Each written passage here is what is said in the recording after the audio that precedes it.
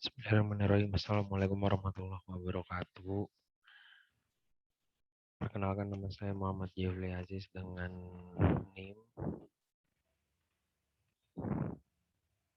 28921500262 untuk Prodi Manajemen Reguler plus Weekend mata kuliah PPKN dengan dosen pengampu Ibu Fitrah Mulyani SPD. Di sini saya akan menjelaskan tentang pengertian geostrategi. Pengertian geostrategi berasal dari kata geo yang berarti bumi. Secara cermat, kondisi geografis Indonesia terletak pada persilangan dan berbagai aspek kehidupan yang secara objektif menjadi pertimbangan mendasar. Seperti contoh ditinjau dari geografi Indonesia yang terletak di antara dua benua, yaitu benua Asia dan benua Australia, dan dua samudra, yaitu Samudra India dan Samudra Pasifik. Geostrategi adalah suatu strategi dalam memanfaatkan kondisi geografis negara dalam menentukan kebijakan, tujuan, dan sarana untuk mewujudkan cita-cita, proklamasi, dan tujuan nasional.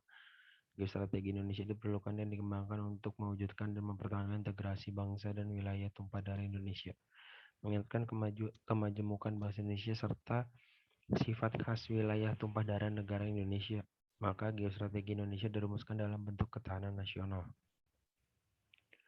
Yang kedua, fungsi geostrategi.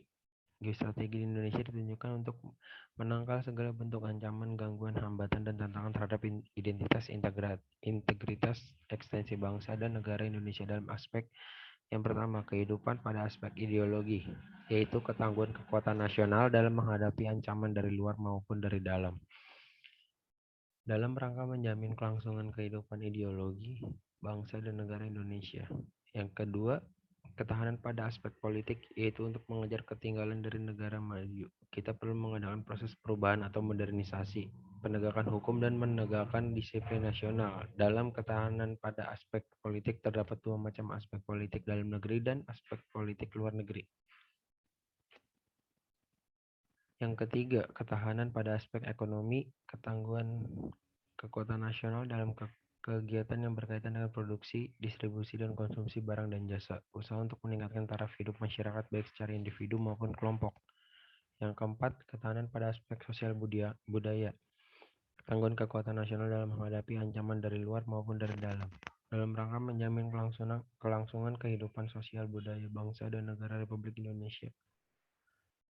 C. Sifat-sifat geostrategi. Yang pertama adalah manunggal, yaitu dalam membangun ketahanan nasional adalah kesatuan yang bersifat komprehensif, integral antara Trigatra dan Pancagatra. Yang kedua, mawas ke dalam, yaitu ketahanan nasional pertama diarahkan kepada diri bangsa dan negara itu sendiri untuk mewujudkan hakikat dan sifat nasionalnya. Yang ketiga, kewibawaan, yaitu ketahanan nasional sebagai hal pandangan yang bersifat integratif, mewujudkan suatu kewibawaan nasional, serta memiliki different effect yang harus diperhitungkan pihak lain.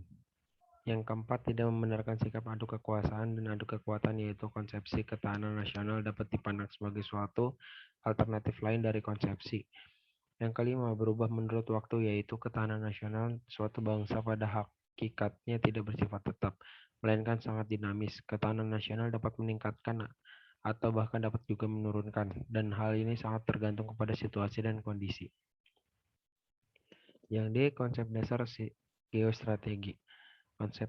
Konsepsi adalah teori atau modal yang merupakan pedoman dalam menciptakan ketahanan nasional melalui pembangunan seluruh aspek ketahanan nasional. Seluruh aspek yang dimaksud adalah meliputi Trigatra atau 3 gatra dan aspek Pancagatra atau 5 gatra, yang keduanya dikenal dengan Astragatra atau 8 gatra. Yang pertama, konsepsi dasar ketahanan nasional model Astragatra merupakan perangkat hubungan bidang kehidupan manusia dan budaya yang berlangsung di atas bumi ini dengan memanfaatkan segala kekayaan alam yang dapat dicapai menggunakan kemampuannya. Model ini menyimpulkan adanya 8 unsur kehidupan nasional. Secara matematis ini dapat dirumuskan sebagai berikut. K dalam kurung N sama dengan F. F adalah Trigatra dan Pancagatra. T sama dengan F dalam kurung GDA dalam kurung IP ESHP.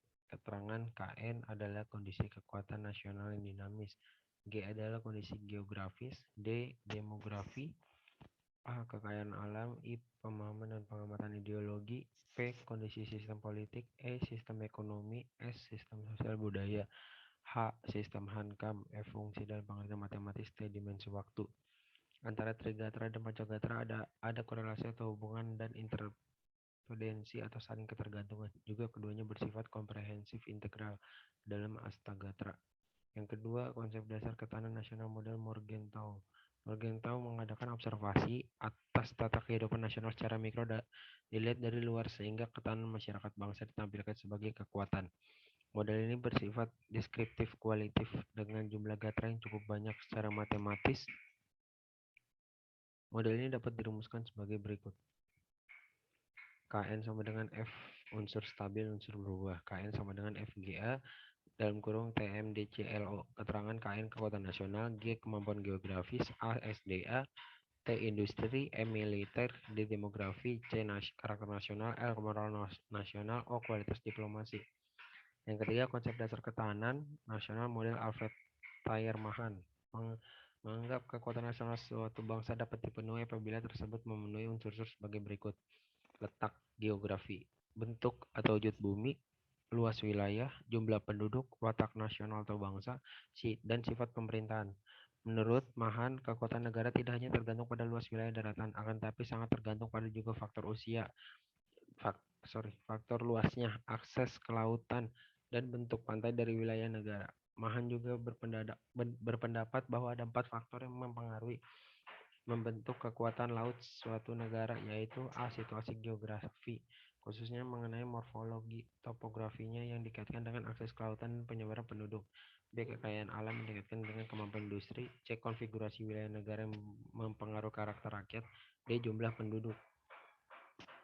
Yang keempat, konsepsi dasar ketahanan nasional model Klein. Hubungan antara negara pada hakikatnya amat dipengaruhi oleh persepsi suatu negara, termasuk dalamnya persepsi atau sistem penangkalan dari negara lainnya.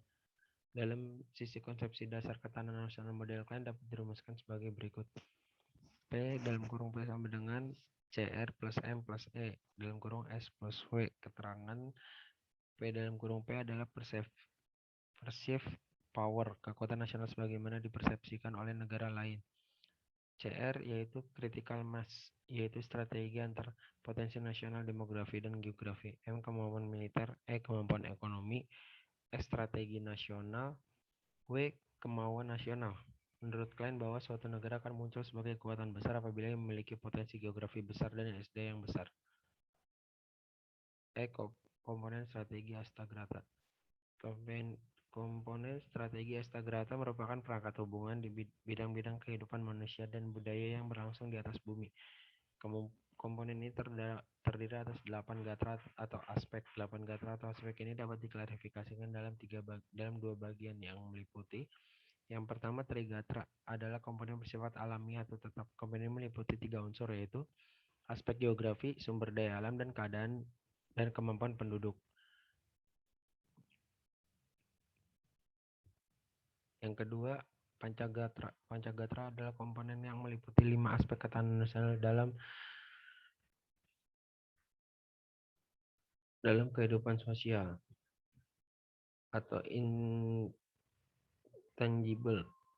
Komponen Pancagatra meliputi yang pertama ketahanan nasional bidang ideologi, ketahanan nasional bidang politik, nasional bidang ekonomi, nasional dari bidang sosial budaya, dan nasional bidang pertahanan dan keamanan.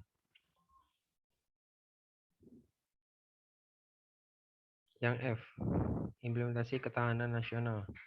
Implementasi ketahanan nasional diartikan melaksanakan atau menggunakan kemampuan berupa pengetahuan, keterampilan, dilandasi sikap ulet dan tangguh untuk mengembangkan daya saing bangsa sehingga menjadi bangsa yang kompetitif dan dihormati dunia.